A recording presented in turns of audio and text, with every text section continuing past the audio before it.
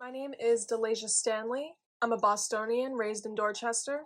I want to talk about my experiences as a Black woman going to a predominantly white school. There was multiple instances that I felt as if I didn't want to be perceived as an angry Black woman for responding to racial situations. I was in a history class. There was a substitute teacher. There was these, group of boys. We were coloring something, and then he held up a white pencil and screamed white supremacy. People in the class laughed, and him and his friends laughed, and then there was a brief moment, probably about 15 seconds after that interaction, that the class goes silent and they're all staring at me. So the situation is all eyes on me as a Black woman in a classroom full of white people.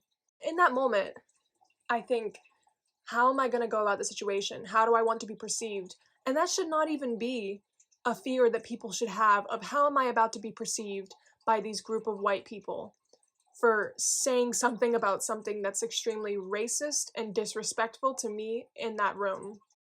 None of the white people in the class defended me. No one said anything. They just stare at you.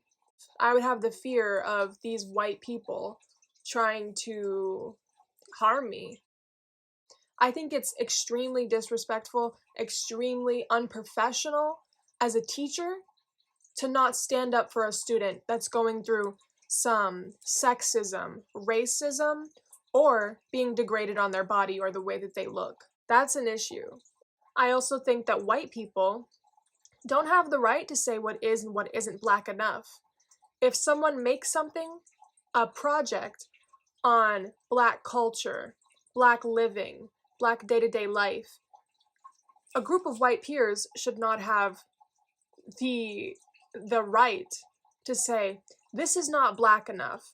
This is not the right version of Black representation, because you have no idea what is.